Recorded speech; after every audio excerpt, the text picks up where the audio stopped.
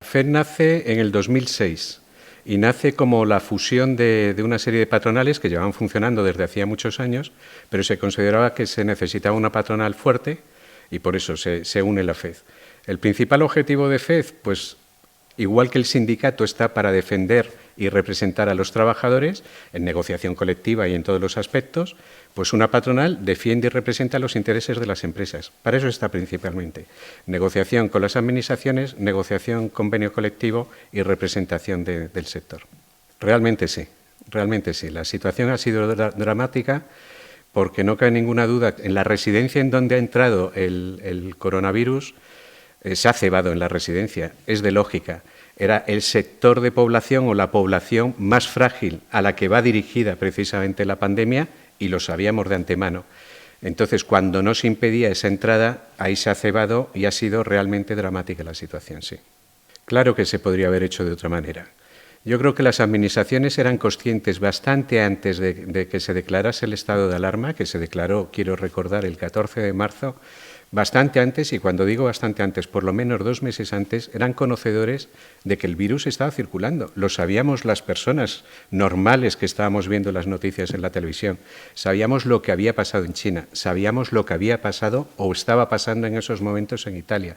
Se deberían haber adoptado medidas bastante antes. Y sobre todo, no solo medidas, que no se adoptó ninguna, para impedir que entrara sobre todo a las personas más frágiles, por ejemplo en las residencias, sino por lo menos haberse dotado de equipos. Se sabía que contra estas epidemias lo que son necesarios son equipos de protección, haber tenido equipos. Claro que no nos han dotado de equipos. Ahora han empezado a dotarnos, tarde, ahora, 3 meses después, pero en plena estallido de la pandemia, ni muchísimo menos. No dotaron de equipos a los hospitales y nosotros íbamos siempre a la cola, después íbamos nosotros.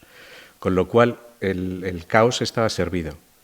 Nuestros trabajadores se contagiaron, se ha visto también que los médicos y las enfermeras y tal se han contagiado, pero nuestros trabajadores se contagiaron porque hacían una vida, tenían que salir después a hacer su vida normal y contagiaban, hacían entrar al coronavirus en las residencias y entonces el caldo estaba servido. En este caso la discriminación estaba muy clara. Este protocolo, esta guía, va dirigida a hospitales, a centros residenciales y a centros penitenciarios. Pues en los hospitales y en los centros penitenciarios decía que en cuanto había un caso positivo, se aislaba, se pasaba los test a otros usuarios enfermos o reclusos en este caso. Sin embargo, en las residencias decían, en cuanto haya un solo caso positivo, se considera que todos los residentes son positivos y se encierran. En vez de sacar ese caso positivo, llevarlo a un centro especializado, si no había hospitales, si no había centros de referencia donde enviarlos, la propia Federación había ofrecido residencias suyas propias para decir, vamos a aislar estos casos y vamos a continuar haciendo test a los demás, a ver si son positivos o no, a trabajadores y a residentes, para poder aislarlos. No, sabes que te ha dado un caso positivo y a nosotros nos dejaban encerrados. Esto es un trato completamente discriminatorio. Vuelvo a repetir, no ocurría en los hospitales, no ocurría en los centros penitenciarios, pero sí ha ocurrido en las residencias y esto es una guía del Ministerio de Sanidad. Efectivamente, en cuanto una persona era sintomática, nosotros llamábamos al hospital para hacer una derivación hospitalaria. Una residencia es como una casa de una persona. Estamos para cuidarlos y además los cuidamos de la mejor manera posible. Están las residencias españolas entre las mejores del mundo, sin ninguna duda, reconocidas así. Pero para hacer lo que nosotros sabemos hacer, que es cuidar a las personas. En cuanto una persona tiene una patología susceptible de tener una enfermedad, nosotros necesitamos al sistema hospitalario para derivarlo. En cuanto llamabas al hospital, al contrario de lo que pasaba antes de la pandemia, nos pasaban con un geriatra de referencia. Este geriatra decía persona mayor, persona dependiente, independientemente de la sintomatología que les estuviéramos diciendo, no nos han permitido derivaciones de ningún tipo.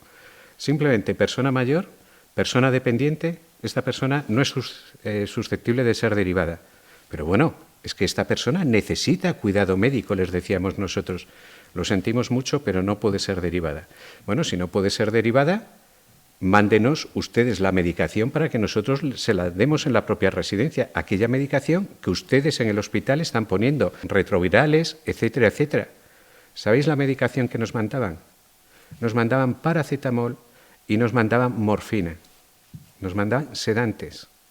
En las residencias han fallecido, con nuestra contabilidad que podemos hacer como federación, que estamos en todas las comunidades autónomas y con los datos que nos están pasando, bastante por encima de 20.000 muertes. La Administración General del Estado tiene estos datos. Todas las residencias de España diariamente, y hoy sigue ocurriendo, le está pasando los datos a sus respectivas consejerías de Servicios Sociales y de Sanidad. Vuelvo a repetir que es diariamente. ¿Cuántos fallecidos hay? ¿Cuántos contagiados hay? ¿Cuántos trabajadores tenemos? ¿Cuántos se han contagiado? Un elenco de datos total y absoluto. Vuelvo a repetir, desde el principio de la pandemia, diariamente. Estos datos, a su vez, las comunidades autónomas nos consta, porque nos lo han dicho todas ellas, vuelcan los datos a la Administración General del Estado, al Ministerio de Sanidad, a quien corresponda. O sea, los datos los tienen. Y ir sumando diariamente los datos, esto se hace con un Excel, es muy sencillito. ¿Por qué no dan los datos? Lo desconozco. Que los tienen y que los tienen perfectamente testados, nos consta, porque nosotros lo decimos. Además, a quién se le ha pasado con test, la sintomatología que ha tenido, etcétera, etcétera. Todos los datos son 100 y pico ítems los que nos hacen pasar diariamente. Las residencias en España, ya lo he dicho antes y lo quiero repetir, pero es verdad, están testadas y están evaluadas. Entre nosotros nos conocemos. Yo soy presidente de la Federación Europea también. Conozco las residencias portuguesas, las italianas, las alemanas, las de los principales países de Europa. Las conozco todas. Y todos ellos reconocen que la atención que se les presta a nivel de equipamientos, de protocolos, de personal, de profesionalización en las residencias de España son punteras. También mucho más que en Estados Unidos, ya no hablemos de otros países que estarían por debajo. Estamos en la cabeza de las residencias en el mundo.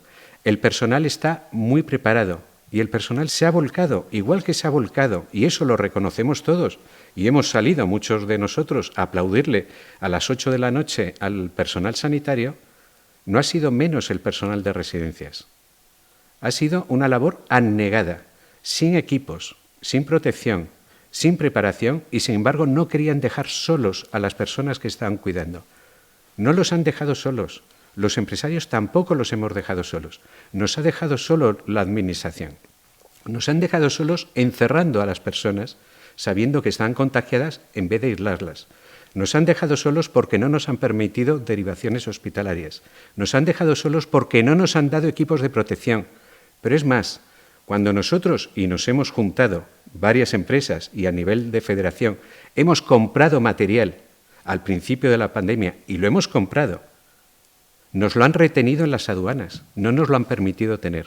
O sea, no solo no nos lo han dado, sino que no nos han dejado que nosotros nos equipáramos.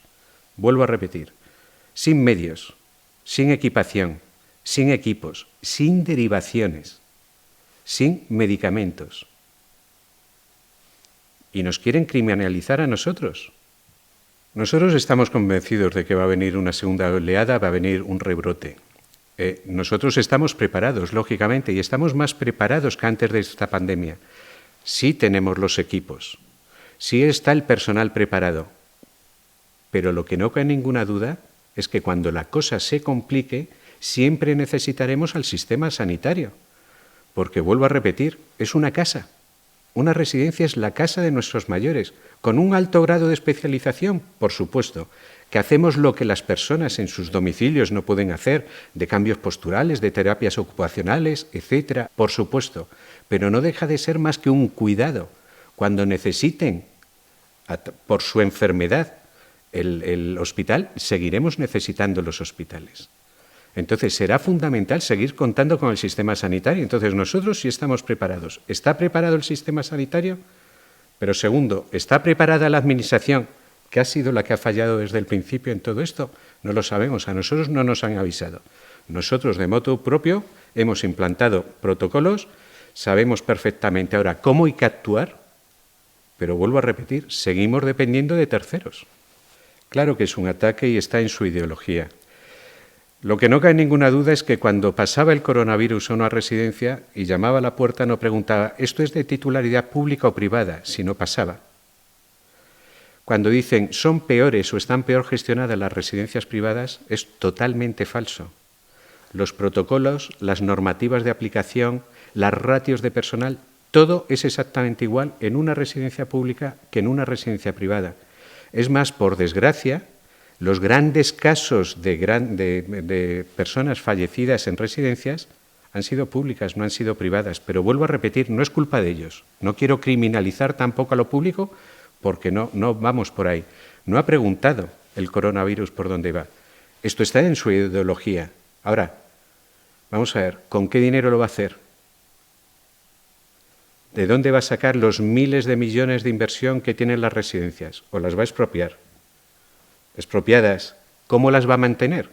Una plaza pública de media cuesta 4 o 5 veces más de mantener, y eso reconocido por todas las administraciones, que una plaza privada. 4 o 5 veces más.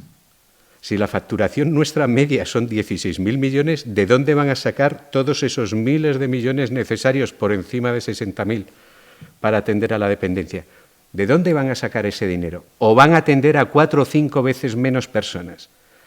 Estamos hablando de un dinero y ellos deberían ser conscientes porque son administración, son nuestros administradores.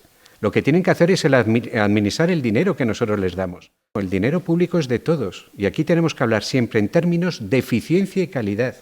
Dar la mayor calidad posible con la mejor eficiencia para que cueste lo menos posible. Entonces, nosotros no queremos hacer una discusión entre lo público y lo privado. La autorización, las inspecciones, el dinero para pagar en plazas públicas, etcétera, tiene que ser público. Ahora, la gestión, quien sea más eficiente en la gestión. Y aquí no podemos mezclar ideologías. Tenemos que ser eficientes y, sobre todo, porque estamos hablando de dinero público. Y segundo, porque estamos hablando de la atención a las personas más frágiles y dependientes de nuestra sociedad. Y en eso tenemos que ser muy rigurosos y no mezclar ideologías. No cabe ninguna duda que las consecuencias van a ser gravísimas. La economía española se ha parado durante 3 meses. Ahora, echar a andar esa maquinaria va a ser grave a todos los niveles. Las consecuencias sociales se verán ahora después del verano. No cabe ninguna duda que las personas hemos estado encerrados durante mucho tiempo y ahora salimos deseando irnos a la playa y se está viendo físicamente, pero volveremos de la playa. Y el otoño va a tener unas consecuencias sociales, consecuencias políticas, sin ninguna duda. Y efectivamente, aparte de todas estas consecuencias, y aquí no se puede ser tampoco demagogo, pero no cabe ninguna duda que la Seguridad Social está pagando 40.000 pensiones menos. No viene mal y está dentro de la ideología de los partidos políticos del Gobierno. ¿Es política de eutanasia como tal? No, ellos la quieren aprobar per se. ¿Que hayan utilizado el COVID para esta política? Quiero creer que no, sinceramente. Quiero creer que no. Si quieres ver más contenidos de Alto y Claro TV, suscríbete a nuestro canal de YouTube.